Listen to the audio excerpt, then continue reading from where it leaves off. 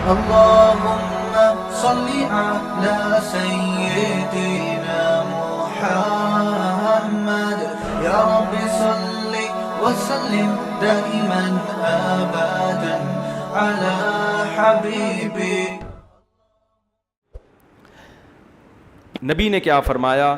جس نے خواہشات کو اپنا ہدف بنایا کہ میں یہ خواہش یہ بھی ہو جائے یہ بھی ہو جائے، تو آپ نے کیا فرمایا؟ کیا اس کی خواہشات پوری ہو جائیں گی؟ کیا وہ خوشیوں میں آ جائے گا؟ نا نا نا نا نا نا، یہ پیغمبر کہہ رہے ہیں، اللہ کے سچے پیغمبر، وہ کبھی بھی خوشیوں میں نہیں آئے گا. فرمایا اس کو کیا سزا ملے گی؟ جعل اللہ من کانت الدنیا ہمہ جعل اللہ فقرہ بین عینیہ. دولت کے پیچھے بھاگے گا نا تو اللہ اس کے سامنے فقر و فاقہ کا خوف رکھ دیں گے. سمجھ رہے ہو؟ دولت کے پیچھے بھاگ رہا ہے، آ رہی ہے، مل بھی رہی ہے، لیکن خوف کیا ہوگا کہ یہ مجھ سے چھن نہ جائے.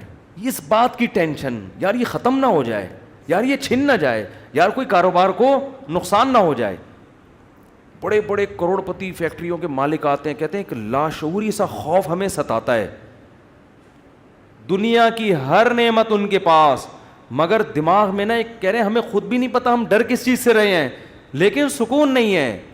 ایک لاشعور میں خوف ہے جو ہمیں مسلسل ستا رہا ہے. یہاں ایک آئے کئی سال پہلے، سفید ٹوپی، پوری پراپر داڑھی، اور جناب سفید کرتا، بڑے ایسے نورانی چہرہ، اور پکے نمازی تھے، بہت بڑے تاجر. مجھے کہنے لگے مفتی صاحب میں ایک دل کی بات آپ سے شیئر کرنا چاہتا ہوں. میں نے کہا جی. کہہ رہے میں نماز بھی پڑھتا ہوں، روزے بھی رکھتا ہوں، اہل اللہ کی صحبت میں بھی بیٹھتا ہوں، اور لیکن پتہ نہیں میرے دل میں سکون نہیں ہے، میرے دل میں سکون نہیں ہے. میں نے کہا آپ فیکٹری کے مالک ہیں، کوئی پرابلم ہے تو بتائیں. کہہ رہے نہیں کوئی پرابلم بھی نہیں ہے. میں نے کہا آپ کے ساتھ بے سکونی پتہ ہے کیا ہے؟ میں جانتا ہوں آپ کی بے سکونی. آپ کو یہ ڈر ہے کہ اس فیکٹری کا کو نقصان نہ ہو جائے. جیسی زندگی ابھی ہے پتہ نہیں یہ ہمیشہ ویسی رہے گی بھی یا نہیں رہے گی. تو نماز تو آپ نے پڑھ لی، آپ نے زکاتیں بھی دے دیں، آپ نے روزے بھی رکھ لیے، لیکن یہ جو لاشعور میں خوف ہے نا، اس خوف کا کوئی ازالہ کرنے والا نہیں ہے. کیونکہ آپ کو پتہ ہے یہ شیورٹی، یہ گارنٹی کوئی بھی نہیں لے سکتا کہ تمہیں نقصان کبھی بھی نہیں ہو سکتا. کیونکہ آپ نے اپنی زندگی میں دیکھا ہے بڑے بڑے کاروبار چلتے ہوئے ٹھپ ہو جاتے ہیں، لوگ روڈ پہ آ جاتے ہیں. کہہ رہے ہیں بالکل آپ صحیح کہہ رہے ہیں، مجھے یہی خوف ہے. میں نے کہا اس خوف کا یہ علاج نہیں ہے کہ آپ اپنے کاروبار کو ہر طرح سے سیو کر لو. یہ تو وہ تو کرنا تو چاہیے سیو، لیکن یہ علاج نہیں ہے. میں نے کہا اس کا علاج یہ ہے کہ آپ یہ فرض کر لو کہ یہ چھن گیا آپ سے سب کچھ، ابھی برباد ہو گئی، اللہ نہ کرے فیکٹری میں آگ لگ گئی، اب ہوگا کیا؟ کہہ نہیں کیا ہوگا؟ میں نے کچھ بھی نہیں ہوگا. صبح 2 پراٹھے آپ پھر بھی کھاؤ گے، رات کو سونے کے لیے چھپڑا آپ کو گندے نالے پہ یا فٹ پاتھ پہ مل جائے گا. کوئی بات نہیں، انجوائے کرنا. دنیا مسافر خانہ ہے، رہنے کی جگہ بولو نہیں. ہماری بیسک ضرورت ہے، جب شدید بھوک لگے، بھوک برداشت نہیں ہوتی ہے، کھانے کو روٹی مل جائے، یہ بیسک ضرورت ہے. نیند آئے تو سونے کے لیے جگہ مل جائے. یہ نیند ایسی عجیب چیز ہے، آپ اگر نہیں سونا، ایک وقت آتا ہے کہ آپ بچو گے بھی نا تو کانٹوں پہ بھی نیند آ جائے گی آپ کو. اب جیسے میرے ساتھ ہوتا ہے نا، نیند نہیں ہو رہی، ایک وقت جب بہت زیادہ جمع ہو جاتی ہے، پھر ہم نہیں بھی سونا چاہ رہے ہوتے ہیں، سو رہے ہوتے ہیں. میں ایک دفعہ سفر میں آ رہا تھا، بڑا لمبا بس کا سفر تھا، سونے کا ٹائم ہی نہیں ملا. تو جب ہم سکھر تک پہنچے نا، تو پرانی بات ہے 20-25 سال پرانی، تو میں ایسا سویا ہوں، کبھی اس کے اوپر جا کے دھڑام سے گر رہا ہوں، وہ اٹھا رہا ہے بھائی کیا کر رہے ہیں مولوی صاحب، پھر جب ادھر کو کر دو دھڑام سے اس کے اوپر گرا، وہ کہہ رہا ہے بھائی مولوی صاحب تمیز سے بیٹھو یار، پھر ادھر. میں جاگنے کی کوشش کر رہا ہوں، لیکن یہ اللہ کی رحمت ہے کہ جو چیز ضروری تھی وہ اللہ نے آپ کے اوپر مسلط کر دی. تو میں نے کہا نیند کا بھی کوئی ٹینشن لینے کی ضرورت نہیں ہے، سونے کی کہیں بھی جگہ نہ ہوئی نا آپ کو. اور جب گہری نیند آتی ہے نا، انسان پہ مسلط ہوتی ہے، بے شک نرم گدا نہ بھی ہو، سونے کا مزہ خاندانی آتا ہے. آدمی کہتا ہے کہیں سر ٹکانے کی، کوئی بندے سے کہتا ہے تو خالی ہاتھ یوں رکھ کے کھڑا ہو جا تھوڑی دیر کے لیے، کہیں سر ٹکانے کی ذرا سی جگہ مل جائے، ایسا مزہ آتا ہے سونے میں. وہ جو سبزی والا جو میرے پیسے لے کے بھاگا تھا نا، وہ ٹھیلے پہ سوتا تھا رات کو، وہ رات کو ٹھیلے پہ سوتا تھا، اس کو سکون تھا نا، اس کی سکون نہیں تھا اصل میں, وہ تھک اتنا جاتا تھا نا فراڈ کر کر کے ادھر سے پیسے, تو رات کو آ کے اب اس کو جگہ نہیں ملی, تو میں نے کئی دفعہ دیکھا ٹھیلے پہ سو رہا ہے وہ. مزدور لوگوں کو دیکھ لو نا آپ, جہاں جگہ ملے سو جاتے ہیں وہ. تو میں نے ان سے کہا کہ ٹینشن لینے کا نہیں ہے, آپ کی بیسک ضرورت نیند ہے, وہ آ جائے گی, کہیں بھی آ جائے گی, بیٹھے بیٹھے سو جاؤ گے. اور کھانے کی ضرورت, اتنا رزق اللہ انشاءاللہ آپ کو دے دے گا. اور شدید بھوک میں تو میرے بھائی دال میں بھی وہ مزہ آتا ہے جو ایک مالدار کو قورمے بریانی میں آتا ہے. شدید بھوک لگ رہی ہو نا, دال کھانے کا اپنا مزہ ہے. میں نے کہا دال مل جائے گی. پھر کہنے لگے بیوی بچوں کا کیا ہوگا, جب اتنی غربت ہوگی, خطرہ ہوگا تو بھاگ جائیں گے. میں نے کہا جو خود سے بھاگے اسے بھاگنے دو. ٹھیک ہے نا, جو خود سے بھاگے اسے کوئی ٹینشن. مسافر خانہ ہے نا بھائی. نیک بیوی تو وہ ہوتی ہے جو آپ کی شریکہ حیات ہے, جب دولت تھی اس وقت بھی ساتھ, جب غربت تھی اس وقت بھی ساتھ. تو اگر غربت میں وہ بھاگ گئی, بولو اے اللہ اچھا ہوا تو نے زندگی میں ہی جان چھڑا دی. کیا خیال ہے بھائی؟ اور میں نے کہا جب دوبارہ پیسہ آئے تو پھر اس کو لے کے نہ ہو, بولو اب وہیں رہو. اب کیا کرنا ہے, وہیں رہو. غیرت مند آدمی تھوڑی ایسی چیزیں پالتا ہے لے کے. تو میں نے کہا بھاگتا بھاگتا کوئی ہے نہیں آج کل, لیکن اگر بھاگ گئی ٹینشن نہیں, مسافر خانہ ہے, ویسے بھی مر جاتے تو قبر میں دفنا کے آ جاتی وہ. تو کوئی ٹینشن نہ لو میرے بھائی, کسی چیز کی ٹینشن لینے کا بالکل بھی نہیں ہے. ہم مسافر خانہ ہے, ہماری فیکٹریوں کو اللہ نہ کرے آگ نہ بھی لگے تو بھی تو مرنا ہے نا. ارے فیکٹری تم نہیں مرے, فیکٹری مر گئی, یہ زیادہ اچھا ہے. اس سے بہتر کہ تم مر جاتے اور فیکٹری بچ جاتی. کوئی فرشتہ آئے اور کہے اللہ نے مجھے حکم دیا ہے اس کی فیکٹری کو آگ لگوا دو, لیکن اس کو آپشن دے دو کہ تو مرے تیری فیکٹری کو مار دیں. آدمی کہتا ہے بھائی مزدوروں سمیت مار دے اس پوری فیکٹری, مجھے بچا لو. یہی ہوگا نا, مجھے بچا لو. تو ان کو تھوڑا سکون ہے. میں نے کہا آپ کا مسئلہ یہ ہے کہ آپ نماز پڑھتے ہیں, علماء کے پاس بھی بیٹھتے ہیں, مگر آپ نے دل میں دنیا کی محبت کے گٹر ابل رہے ہیں آپ کے. ہمارے حضرت فرمایا کرتے تھے بہت سے لوگ ایسے ہیں, بڑی بڑی داڑیاں, تہجد گزار, اور جناب بڑے ہر بات پہ درود شریف, لیکن دل میں دنیا کی محبت کے گٹر پالے ہوئے ابل رہے ہیں. یہ ایسے جیسے اللہ کی محبت کے چشمے ابلتے ہیں نا, تو دنیا کی محبت کے چشمے نہیں ابلتے, گندگی کے گٹر ہیں جو ابلتے ہیں. تو کہتے ہیں ان کے دل میں گندگی نہیں ہے, گندگی کے دنیا کی محبت کی جو ایک گٹر ہے نا, گٹر, وہ گٹر ابل رہے ہیں. جس کو یہ مثال سمجھ میں نہ آتی ہو, بارشوں میں ہماری گلی کو آگے دیکھ لیا کرے گٹر کیسے ابلتے ہیں, تو وہ پتہ چل جائے گا کہ یہ ہے جو گند نکلا ہوا ہے. اس گند کو نکالو. کیا کہا پیغمبر نے, ہود علیہ السلام نے اپنی قوم سے, صالح علیہ السلام نے اپنی قوم سے, تتخذون مصانع لعلکم تخلدون, اے میری قوم تم گھر اتنے مضبوط بناتے ہو جیسے تم نے ہمیشہ رہنا ہے, اتنا پیسہ ان دیواروں میں کیوں پھونک رہے ہو؟ حالانکہ وہ حلال پیسوں سے گھر بنا رہے تھے بھائی, حرام سے تھوڑی بنا رہے تھے, حرام سے نہیں بنا رہے. پھر بھی پیغمبر اعتراض کر رہے ہیں کہ موت کو بھول گئے ہو تم, اتنا سریا بنیادوں میں ڈالا جا رہا ہے. لوگ بتا رہے تھے ہم نے یہ سریا ڈالا. میں کہتا ہوں اپنی ہڈیوں میں تو کیلشیم ہے نہیں تمہارے, پہلے اپنی ہڈیوں میں سریا ڈالو بھائی. ہڈیاں بوسیدہ ہو رہی ہیں, کھوکھلی ہو رہی ہیں, اور مکان کی مضبوطی پہ انسان فخر کر رہا ہے, تو نکالو اس گٹر کو, ایسے جھٹک دو. ہمارے حضرت ایک ذکر بتایا کرتے تھے کہ رات کو نا تنہائی میں بیٹھ کے یہ ذکر کیا کریں. یہ ذکر حدیث سے ثابت نہیں ہے, صرف ٹریننگ کے لیے ہے, ٹریننگ کے لیے, اپنی اصلاح کے لیے, اس لیے اس کو سنت سمجھنا جائز نہیں ہے. وہ ذکر کرواتے تھے, بہت سے اکابر کرواتے ہیں یہ کہ لا الہ الا اللہ. لا الہ میں کیا کرنا ہے, گردن یہاں لے کے جانی ہے. لا الہ کوئی معبود نہیں, یہ تصور کر رہے ہیں دل سے اللہ کے علاوہ سب چیزیں نکل رہی ہیں, نکال کے باہر پھینک رہا ہوں. اس تصور کا نا بڑا اثر پڑتا ہے دل کے اوپر. لا الہ سب نکال کے, بحریہ ٹاؤن نکالو سب سے پہلے اس میں سے. ہاں بحریہ, آپ کو نہیں پتا بحریہ ٹاؤن کا, آپ باہر سے آئے نا. ہمارے ہاں وہ کامیاب ہے جو بحریہ ٹاؤن ہے, اور وہ ناکام ہے جو بحریہ ٹاؤن نہیں ہے. تو ہمارے ہاں جنت الفردوس میں ریاض ملک ہے جس کا بحریہ ٹاؤن ہے. یہ جنت جو دنیا میں باتیں کرتے ہیں لوگ, اب اس کو نہیں مانتے, کہتے ہیں بھائی تیرے پلاٹ کتنے ہیں. تو لا الہ کا مطلب نکالو دل سے, کوئی نہیں ہے. جو گند بھرا ہوا ہے نا, دکان, پلاٹ, جائیدادیں, جاگیریں, جدھر دل اٹکا ہوا ہے, میرا بزنس, میرا کاروبار, میرا پلاٹ, میرا یہ سب میرا کر کے, جو میری گاڑی, یہ سب فضول چیزوں کو لا الہ میں تصور کر کے نکلو. حالانکہ اس وقت ہمارے پاس دھیلا بھی نہیں تھا, ہم تو خود طالب علم تھے, لیکن کہتے تھے نکالو دل سے. رات کو 100 دفعہ نا یہ ذکر کرواتے تھے، لا الہ، سب نکال دیا، الا اللہ، پھر الا اللہ میں چوٹ مارتے تھے دل پہ، الا اللہ، صرف کون ہے؟ اللہ ہے۔ تو الا کل ما خلا اللہ باطل، حدیث میں آتے اللہ کے علاوہ سب باطل ہے۔ اس کا ہم آج کی زبان میں ترجمہ کریں گے، اللہ کے علاوہ سب بکواس ہے۔ سب کیا ہے؟ بکواس۔ اگر سب بکواس نہ ہوتا تو موسیٰ کلیم اللہ کو اللہ دنیا دیتا نا، اور فرعون کو غریب رکھتا کہ موسیٰ تو میرے ہیں تو ان کو دنیا بہت دوں گا، اور فرعون میرا دشمن ہے، اس کو کھانے پینے کے لیے روٹی، اس کی فیکٹریوں میں آگ لگاؤں گا۔ کیا کراؤں گا؟ فیکٹریاں تو فرعون کی چل رہی تھیں، اس کے محلات کے نیچے نہریں بہہ رہی تھیں، اور موسیٰ کلیم اللہ کو فرعون غربت کے طعنے دیتا تھا، ان کے پاس تو کچھ بھی نہیں ہے، شادی کرنے کے لیے تو 10 سال بکریاں چرائی ہیں انہوں نے۔ آپ شادی کرتے ہیں نا، اصل میں کیسے بھائی اتنے اچھے خاندان میں شادی ہوئی، آپ بتاتے ہیں یار ایکچولی میرا بزنس، اور وہ انہوں نے ایسا میرا اسٹیٹس دیکھا کہ خود ہی دے دی انہوں نے۔ اور غریب آدمی، ابے تجھے کیسے مل گئی؟ تو کیا کہہ رہا تھا؟ یار کسی کا رکشہ ادھار لے کے گیا تھا میں بتانے کے لیے، وہ بیچارہ فخر کر سکتا ہے؟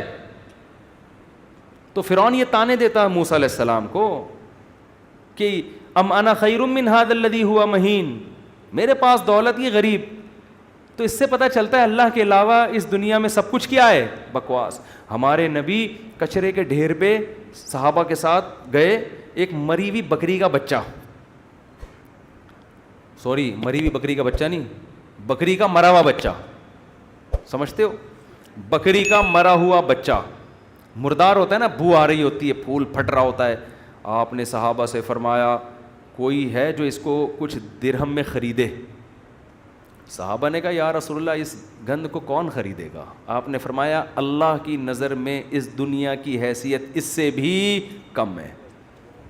جو ہم اس کو لفٹ کرا رہے ہیں نا، میرا پلاٹ، میری گاڑی، چند اصل میں یہ سمجھ میں آتی نہیں ہے، آنکھ بند ہوگی تو سمجھ میں آ جائے گا یار کس چیز پہ میں نے محنت کی۔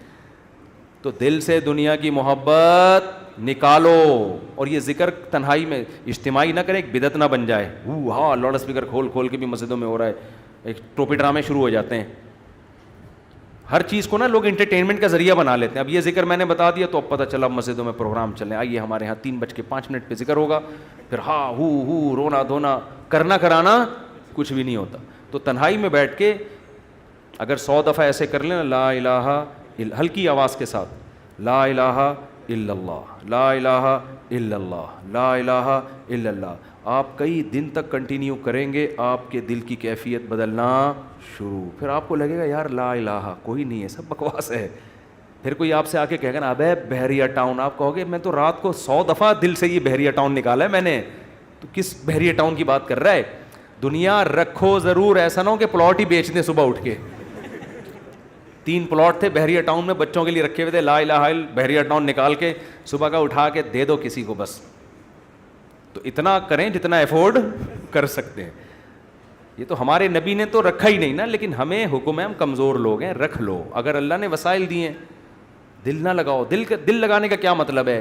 فیکٹری اس لڑکے نے رکھی تھی مگر دل میں بھی رکھی ہوئی تھی، تو میں نے کہا دل سے فیکٹری کو کیا کرو؟ نکال دو۔ جب نکالو گے تو کیا ہوگا؟ دل میں محبت ہے یا نہیں ہے، اس کی علامت ہے چھوٹ جانے پہ نقصان کتنا ہوتا ہے۔ دیکھو بہت سے لوگ اپنی بیوی سے کہتے ہیں میں تم سے بہت محبت کرتا ہوں، پتہ چلے گا مرنے پہ نقصان کتنا ہوتا، افسوس کتنا ہو رہا ہے آپ کو۔ رہتے تو سبھی میاں بیوی اکٹھے ہی ہیں نا، کیا خیال ہے؟ صبح وہ ناشتہ بنا کے دے گی، آپ کھا لو گے، آپ کے بچوں کو، سب ایک محبت سے ہنسی خوشی زندگی گزر رہی ہے۔ اس سے تھوڑی پتہ چلتا ہے کہ آپ کو اس سے محبت بھی ہے یا نہیں ہے۔ اگر وہ مر جائے، اس کو کینسر ہو جائے، آپ کے دل میں آئے کہ چلو یار، بعض نہ اوپر سے ڈاکٹر صاحب بس بہت ٹینشن میں ہو، اندر سے یار خود سے جا رہی ہے، جانے دو۔ جیسے ایک 2 نمبر مولوی صاحب تھے بدعتی، وہ تقریر کرتے تھے چوری حرام چوری حرام چوری حرام۔ ایک دن ان کے گھر میں کھانا نہیں، تو ان کی بیوی نے کہا کیا کروں بھائی؟ انہوں نے کہا پڑوسیوں کی مرغی چوری کر لو۔ تو انہوں نے کہا بھائی پڑوسیوں کے آپ تو خود چوری کے خلاف بیان کرتے ہیں۔ اس نے کہا بھائی ہم شوربے سے لگا کے کھا لیں گے، بوٹیاں، چوری کی تو بوٹیاں ہوں گی نا، بوٹیاں نہیں کھائیں گے ہم۔ اب ان کی بیگم نے سالن پکایا اور دیگچی کو انڈیلنے لگی تاکہ شوربہ آئے، اور بوٹیوں کو چمچ سے پیچھے کرنے لگیں۔ تو یہ کہتے ہیں بھائی جو خود سے آئے آنے دو۔ چوری تو وہ ہے نا ہم کھا رہے ہیں، ہم تھوڑی کھا رہے ہیں، خود ہی آ رہی۔ کشش ثقل گریوٹی کی وجہ سے آ رہی ہے یہ زمین پہ. تو بعض لوگ بیوی سے اتنے بیزار ہوتے ہیں, علاج بھی کر رہے ہیں ایک ذمہ داری سمجھ کے, لیکن دل میں یہ ہوتا ہے اگر خود سے مر رہی ہے نا تو اللہ تو سمجھتا تو ہے نا میں کیا کہنا چاہتا ہوں. تو ساتھ رکھنا, اس سے نہیں پتہ چلتا کہ آپ کو اس سے محبت ہے یا نہیں ہے. لوگ رہ لیتے ہیں, پیسہ بھی رکھ لیتے ہیں, محبت کا اس سے پتہ چلتا ہے چھوٹ جانے پہ غم کتنا ہوتا ہے. گاڑی رکھیں, بنگلہ رکھیں, چھوٹ جانے کے لیے تیار رہیں, چھوٹ گئی تو کوئی مسئلہ نہیں ہے یار. تو میں نے ان صاحب کو کہا کہ یہ فیکٹری میں ابھی سے فرض کر لو آگ لگ گئی ہے اور سب برباد ہو گیا, اب آپ دھوتی بنیان میں گھوم رہے ہو ٹھیک ہے نا, تو کیا ہوگا. اس میں نے کہا وہ ابھی سے فرض کر لو. تو کہنے لگا یار بڑا سکون ملا ہے. تو میں نے کہا یہ سکون آپ کا پھر ختم ہو جائے گا, پھر فیکٹری تو نکالو اس کو دل سے. اور دل سے دنیا نکالنے کا ایک بہت بہترین طریقہ ہے صدقہ کیا کرو. جب روکڑا خرچ کرتا ہے نا دل کھنچتا ہے. ہم جو صدقہ کرتے ہیں نا اس میں ٹینشن نہیں ہوتی ہمیں, اتنا کرو جس سے تھوڑی سی تکلیف ہو کہ کیا کر دیا یار, کیا کر رہا ہوں. حدیث میں آتا ہے بہترین صدقہ وہ ہے کہ جب تم کرو تو تمہیں ڈر ہو کہ غریب نہ ہو جاؤں. تأمل الغنا و تخشى الفقر, اور نہ کرنے میں امید ہو کہ بڑا پیسہ بنا لوں گا. اس کنڈیشن میں جب کرو گے نا تو یہ سب سے بہترین صدقہ ہے. تو صدقہ کیا کرو, دے دیا کرو یار. یہ ہمارے حضرت فرماتے تھے ایک آدمی دکان سے اتنی محبت ہو گئی اس کو, ایک دن اس نے کہا کہ مجھے اتنا دکان میں دل اٹک گیا, ایک دن میں دکان بند کر کے بیٹھ گیا. میں نے کہا بھاڑ میں جائے, اپنی اصلاح کے لیے نا, کوئی بات نہیں نقصان کرو یار اپنا, ہر وقت دکان دکان دکان ایسی کی تیسی تالا لگا کے گھر بیٹھ گیا کہ جب نارمل کنڈیشن میں ہوں گا پھر آؤں گا. جیسے کسی کو عشق ہو جائے نا کسی سے, اب مل تو رہی نہیں ہے وہ, تو عشق میں وہ پاگل ہونا شروع ہوتا ہے. تو بیوقوف لوگ کیا کرتے ہیں, ہر وقت اس کی یاد دماغ میں, ہر وقت اس کو دیکھ رہے ہیں, اس کی تصویریں دیکھ رہے ہیں, پرانے میسج پڑھ رہے ہیں, سوچ رہے ہیں. بیوقوف یہ کرتے ہیں. عقل مند کیا کرتا ہے, لعنت بھیجو یار صحیح ہے نا, نمبر ہی بلاک کر دو ایسی کی تیسی. اور جب یہ کیفیات ختم ہو جائیں گی پھر دیکھوں گا شادی ہو گئی نہیں ہوگی, دوبارہ ٹرائی کر کے کوشش کروں گا. پاکستانی چھوڑتا تو ہے نہیں, کہتے پھر 1 سال بعد دوبارہ ٹرائی کریں گے ہم. تو عقل مندی کا تقاضا ہے. تو جلدی سے بس حدیث مکمل کر دوں. نبی نے فرمایا جس نے خواہشات کو ہدف بنا لیا تو اللہ فقر و فاقہ اس کے سامنے لا کے کھڑا کر دیں گے. کروڑ پتی ہوگا مگر آگے فقر و فاقہ اس کو ڈرا رہا ہوگا, بھائی میں حملہ کر دوں گا, میں تجھے کھا جاؤں گا. اس خوف کی وجہ سے لائف کو انجوائے نہیں کرے گا وہ. جعل اللہ فقرہ بین عینیہ وفرق علیہ شملہ. دوسری سزا دنیا میں اس کو یہ ملے گی کہ اس کی فکروں کو بکھیر دیں گے اللہ تعالیٰ. اتنے مسائل ہوں گے کہ میرا یہ صرف ایک پیسہ مسئلہ نہیں ہوگا, یار یہ کام بھی ہو جائے, یار یہ بھی ہو جائے, یار یہ بھی ہو جائے, یار فلاں سے تعلقات بھی ٹھیک ہو جائیں, یا لوگ میری مخالفت کرنے وہ بھی چھوڑ دیں, یار وہ فلانا. یعنی وہ اتنے انڈے بچے ہوں گے کہ سارے انڈوں سے چوزے نکلیں, تو اس کی یہ خواہش ہوگی. حالانکہ کبھی مرغی کے سارے انڈوں سے چوزے نکلتے ہیں, 2-4 تو خراب ہو جاتے ہیں نا. تو فرقہ یہ اور عجیب ٹینشن, سکون نہیں ہوگا. یہ بھی اس کی فکریں اللہ کیا کر دے گا, اس کے سامنے بکھیر دے گا. یہ بالکل ایسے ہے جیسے بہت ساری ٹینشنیں اگر ایک پوٹلے میں ہو نا, انسان کہتا ہے اٹھا کے پوٹلا پھینک دو ختم, اور وہ پوٹلا کھل کے بکھر جائے. ایک ٹینشن وہ ہے, ایک ٹینشن وہ ہے, ایک ٹینشن وہ, اس کو کمبخت کو سمجھ میں ہی نہیں آئے گا ان ٹینشنوں سے میں جان چھڑانا شروع کون سی والی ٹینشن سے کروں, میں کون سی والی ٹینشن کو میں پہلے پھینکوں, پھر اتنی بکھری ہوئی ہوں گی اس میں ڈوبا ہوا ہوگا وہ. اور آگے آپ نے فرمایا اتتہ ولم یاتہ من الدنیا الا ما قدر له. یہ سارے کام دنیا کے لیے کر رہا تھا نا, وہ 2 بکھیڑے پال لیے اس نے, دنیا کے لیے سب کچھ کر رہا تھا, اور اس کی 2 سزائیں تو اللہ فوراً دے دے گا, فقر و فاقے کا خوف اور ٹینشنوں کو بکھیر دے گا. یہ 2 ٹینشنیں تو چلو ہم کہتے یار دنیا مل جاتی تو چلو یہ ٹینشنیں بھی قبول ہیں. اللہ کہتے ہیں ملے گی اتنی جتنی مقدر ہے. نبی نے فرمایا ملے گی اتنی نہیں جتنی اس کی چاہت ہے, اتنی جتنی اللہ نے لکھی ہوئی ہے.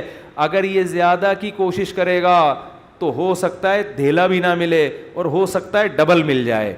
تو یہ بھی اس کی چاہت پہ نہیں ہے, یہ کس کی چاہت پہ ہے, اللہ کی. تو یقینی پھر بھی نہیں ہے وہ. پھر میں چٹکلا سنا دوں نا, یقینی پھر بھی نہیں ہے. ایک آدمی کو بیوی اچھی نہیں لگتی تھی, بیچاری نے ہر طرح سے کوشش کر لی کہ میں اپنے میاں کو اچھی لگوں, اچھی پھر بھی نہیں لگ رہی اس کو. ایک دن وہ بڑی خوبصورت لپسٹک اور خوبصورت زیور اور خوبصورت ساڑی اور بڑا خوبصورت لباس، ہر چیز بڑی وی آئی پی پہن کے آ گئی. اب یہ بیوی کی تعریف کر رہے ہیں، یار کیا خوبصورت چوڑیاں پہنی ہوئی ہیں. کہہ رہی تھینک یو، آپ کا بہت شکریہ. کیا خوبصورت ساڑی ہے. کہہ رہی وہ لڈو پھوٹ رہے ہیں کہ آج تو میرا میاں بڑا خوش ہے. بہت اچھا ماشاء اللہ ڈریس آپ نے، کیا خوبصورت لپسٹک. ایک چیز کی تعریف کر کے کہتے ہیں اچھی پھر بھی نہیں لگ رہی. اتنا کچھ اچھا پہنا ہوا ہے مگر تو پھر بھی اچھی نہیں لگ رہی. یہ مطلب ہے اس حدیث کا کہ اتنی ٹینشنیں اٹھانے کے بعد ہو سکتا ہے دنیا ملے پھر بھی نہیں، وہیں کا وہیں کھڑا رہے جہاں سے چلا تھا. اور اس کے مقابلے میں آپ نے فرمایا من کانت الآخرۃ ہمہ، جس نے اس دنیا کو پسے پش ڈال کے کہا میرا ہدف آخرت ہے. یہ دنیا اصل ہدف ہے ہی نہیں. ملے ٹھیک ہے، نہیں ملے ایسی کی تیسی. یہ ایسی کی تیسی یاد رکھ لیں. ملے ٹھیک ہے، بحریہ ٹاؤن میں پلاٹ مل گیا ٹھیک ہے، نہیں تو گندے نالے پہ لے لیں گے. مل گیا ٹھیک ہے، نہیں تو ریڈی لگا لیں گے. مل گیا ٹھیک ہے، نہیں تو ویسے ہی بیٹھ جائیں گے. ٹھیک ہے نا. یہ جس کا یہ خوف، اور اصل کیا ہے آخرت. مجھ سے گناہ نہ ہو جائے کوئی، اگر ہو جائے تو جلدی سے توبہ کر کے اللہ کو مناؤں. آپ نے فرمایا جس نے آخرت کو ہدف بنا لیا، جنت تو بعد میں ملے گی، کچھ انعامات دنیا میں ملنا شروع ہو جائیں گے. پہلا انعام جعل اللہ شملہ جمع لہ من کانت الآخرۃ ہمہ جعل اللہ غناہ فی قلبی. اس کو فقر و فاقہ کا خوف تھا نا، فرمایا اس کے دل میں اللہ غنا، اس کے دل کو مالدار بنا دے گا. اس کو ایسا لگے گا یار جتنی میری ضرورت نہیں ہے اللہ نے رزق کی بالٹیاں میرے اوپر انڈیل دی ہیں. میری ضرورت صبح 2 روٹی کی ہے اور روٹی کے بجائے اللہ پراٹھے کھلا رہا ہے. عجیب بات ہے یا نہیں ہے؟ میری ضرورت تھی صرف چائے پراٹھا مل جائے اور اللہ مجھے انڈے بھی کھلا رہا ہے. نہیں یار یہ سمجھ میں تو رہنے دو، بس یہ آخری ہے. آپ لوگ بھی بہت تھک گئے ہوگے نا. میری ضرورت تھی کہ میں کسی طرح بس روٹی اور پانی مل جائے نوالا حلق میں اتار لوں، کیونکہ مسافر خانہ ہے نا.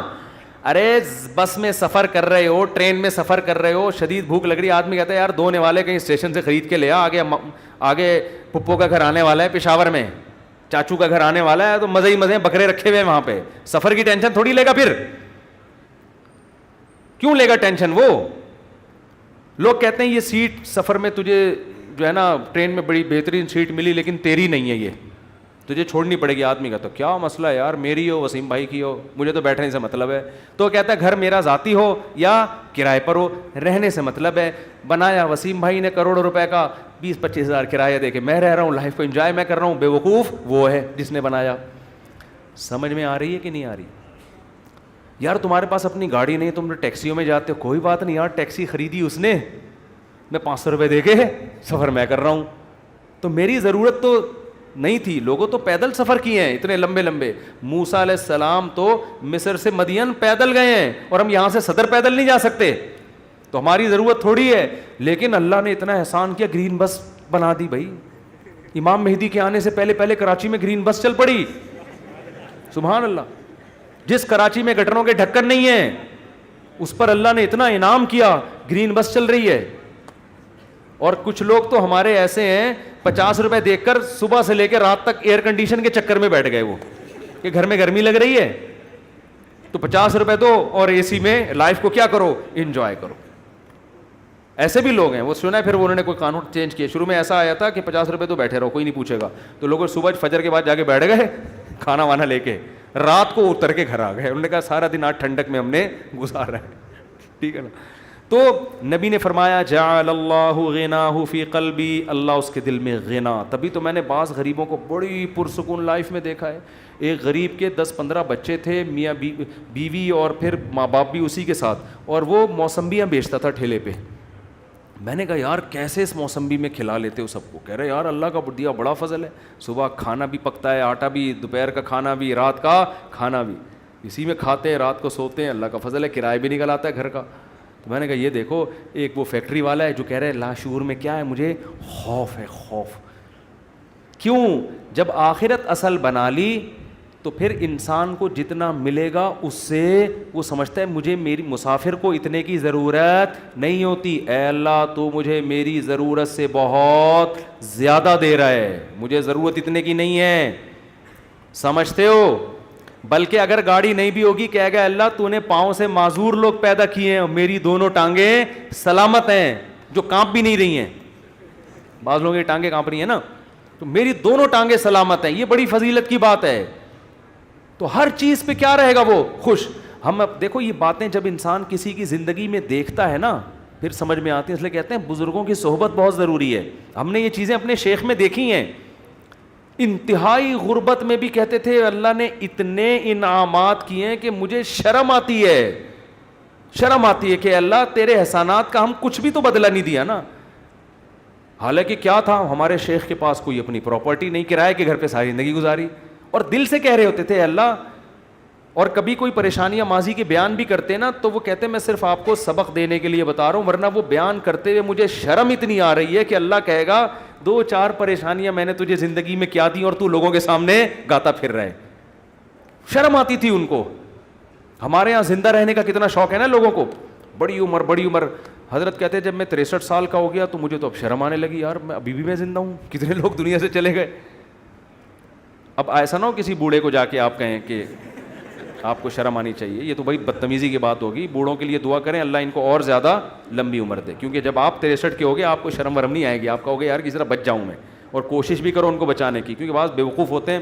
ہمارے ایک رشتہ دار ہیں جا کے ہمارے نانا سے بول دیا کہ اتنی لمبی عمر سے اللہ نے پناہ مانگی ہے. وہ 99 سال کے ہو گئے تھے. تو ہم نے کہا بھائی کم بخت یہ ان کے سامنے کہنے کا تھوڑی ہے اتنی لمبی عمر سے اللہ نے پناہ مانگی ہے. تو جعل اللہ غناہ فی قلبی، اللہ اس کی طبیعت میں کیا پیدا کر دے گا غنا. جب ملے گا لوگوں سے لوگ کہیں گے اپنا گھر ابھی تک نہیں بنایا. کہہ رہے یار بنایا تو وسیم بھائی نے تھا، رہ کون رہا ہے، میں ایسا انجوائے کر رہا ہوں. نل کے توڑو، دیواروں کو نیلا پیلا کرو. کرایہ دار جو واٹ لگاتے ہیں، بچوں نے وائٹ بورڈ بنایا ہوتا ہے دیواروں کو، کیلیں ٹھوکو اس میں ایسی کی تیسی کر کے. جب زیادہ غصہ آئے وہ نکال دے تو نکل کے دوسرا لے لو. کرائے پہ تو ہر جگہ گھر مل جاتے ہیں. تو وہ خوش رہے گا، خوش. اور آپ نے دوسرا انعام کیا بتایا، جعل اللہ غناہ فی قلبی وجمع له شملا.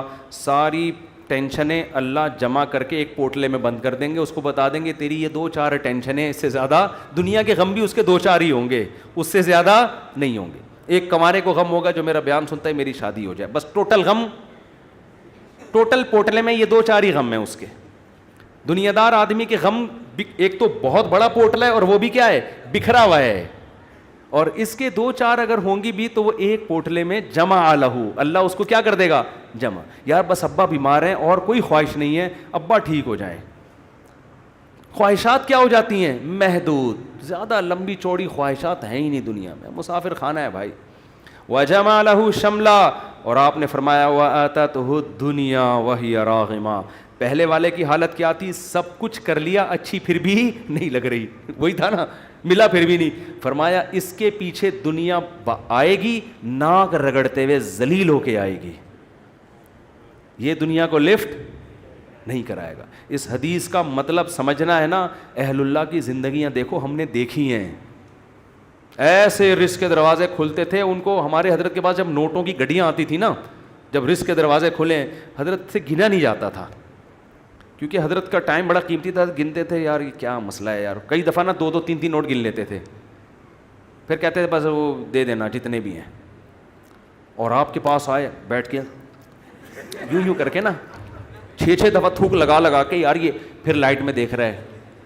ہمارے محلے میں ایک بندہ رہتا تھا، کوئی اس کو جانتا نہیں ہے، بہت پرانی بات ہے اس لیے غیبت نہیں آئی. وہ اتنا کنجوس دکاندار تھا، اس کا نام بنیا رکھا ہوا تھا لڑکوں نے. اس وقت چونی اٹھنی بھی چلتی تھی، چونی چارہ نے نا 1 روپے کا 1/4. ہمیں یاد ہے ہم کوئی چیز خریدنے آتے نا چونی، تو وہ چارہ نے کو نا یوں کر کے دیکھ رہا ہوتا تھا کہ نقلی تو نہیں ہے. ابے چارہ نے کہاں سے کوئی نقلی چھاپے گا یار، اتنا دیکھ رہا ہوتا تھا یوں کر کے نا اس کو. اس کا نام لڑکوں نے رکھ دیا تھا بنیا، ٹھیک ہے نا. تو ایسا دل میں ہوس، ایسی ہوس، گن رہے ہیں بیٹھ کے بار بار.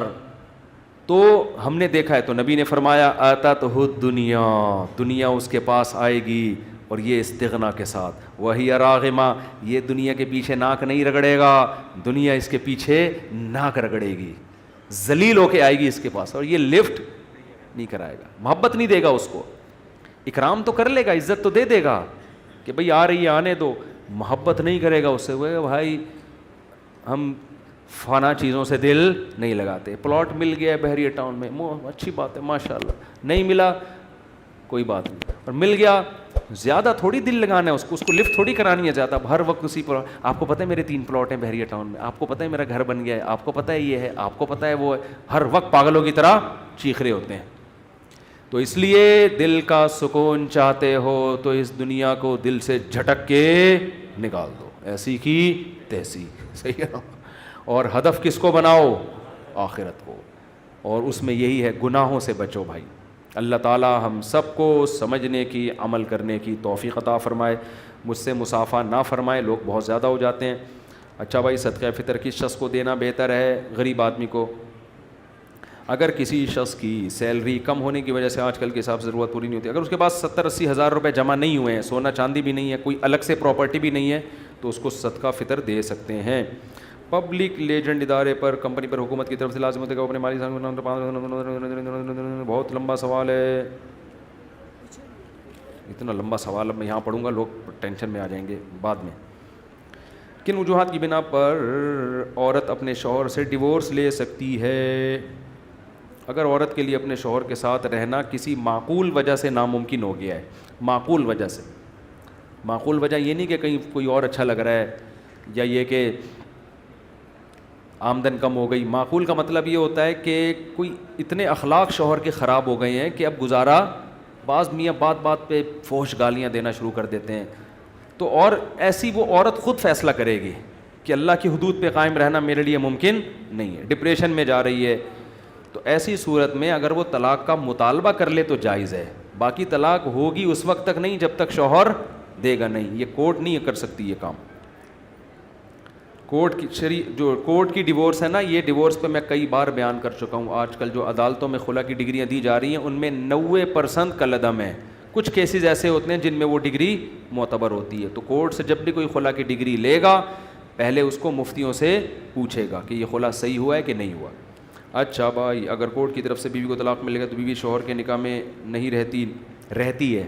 اگر شوہر نے کورٹ خلا نامے پہ سائن نہیں کیے تو عورت نے اگر خلا لیا تو پہلے مفتیان کرام سے پوچھے کہ یہ خلا ہوا بھی ہے کہ نہیں ہوا، ورنہ اس کا پرانا نکاح باقی ہوگا. شادی سے پہلے میڈیکل چیک اپ کروانا، اگر کوئی بھائی اگر آج کل یہ بڑا رواج ہو رہا ہے شادی سے پہلے لڑکا کا بھی میڈیکل چیک اپ، لڑکی کا بھی میڈیکل چیک اپ، تو نکاح کو خام خام میں اپنے اوپر نہ پابندیاں نہ لگاؤ.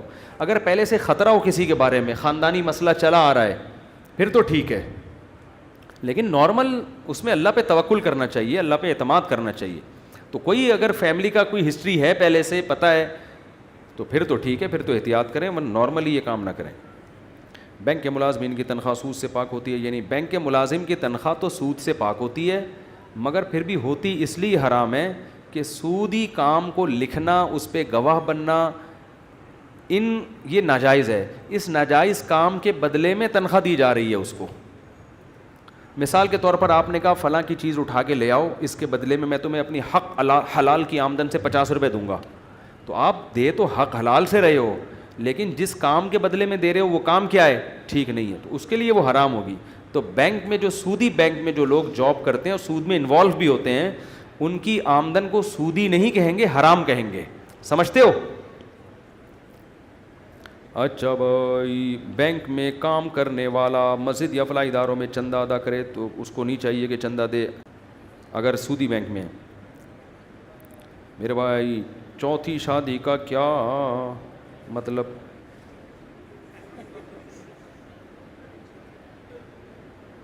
انہوں نے کوئی اپنا پرسنل مسئلہ ہے، یہ کوئی پرسنل ہے بیچارہ، کوئی اس کو کوئی مل نہیں رہی. میں صدقہ اور زکوٰۃ دونوں دیتا ہوں، کیا صدقہ کم کر کے زکوٰۃ بھی بعد میں پڑھوں گا، اتنا لمبا چوڑا خط ہے کیا لکھا ہوا ہے.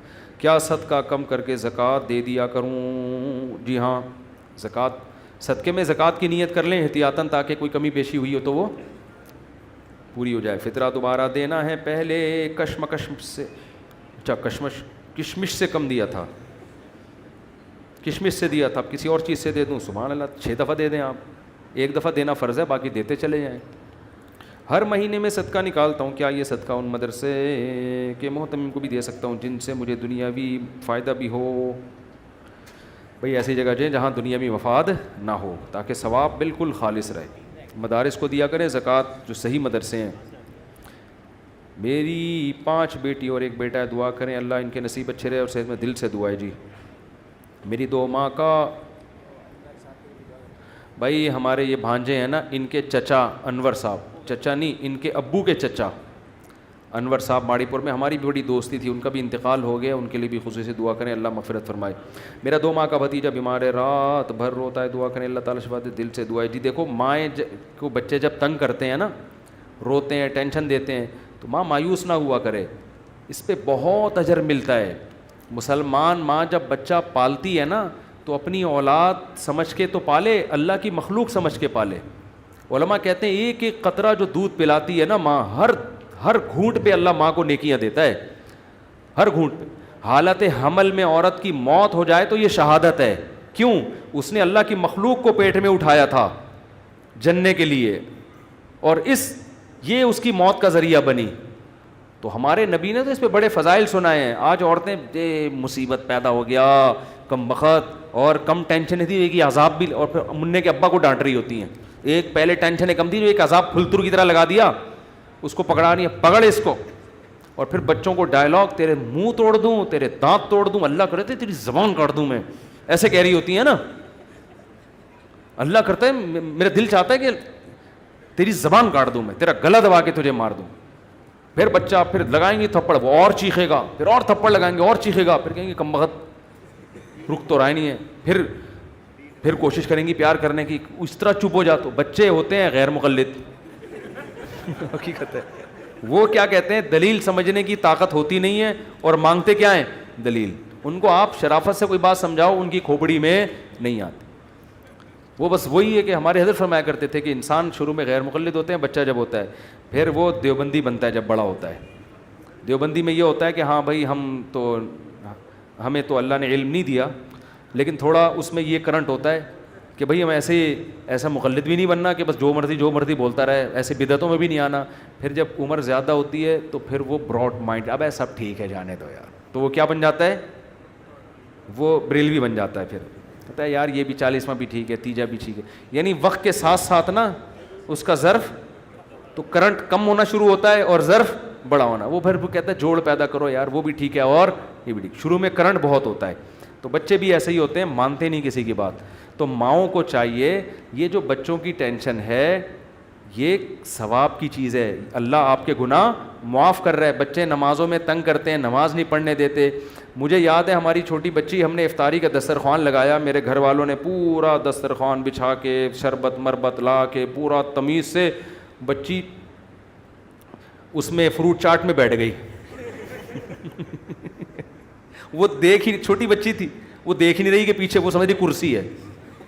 اب ماؤں کو تو غصہ آتا ہے نا, ہمیں ہنسی آتی ہے. ہمیں تو بچوں فروٹ چاٹ میں وہ مزہ نہیں ہے جو بچوں کی ایسی حرکتوں میں مزہ ہے. لیکن عورتیں کہتی ہیں مرد پالتے نہیں ہیں نا, ان کو یار ہے, جب پال کے دیکھو تو پتہ چلے گا.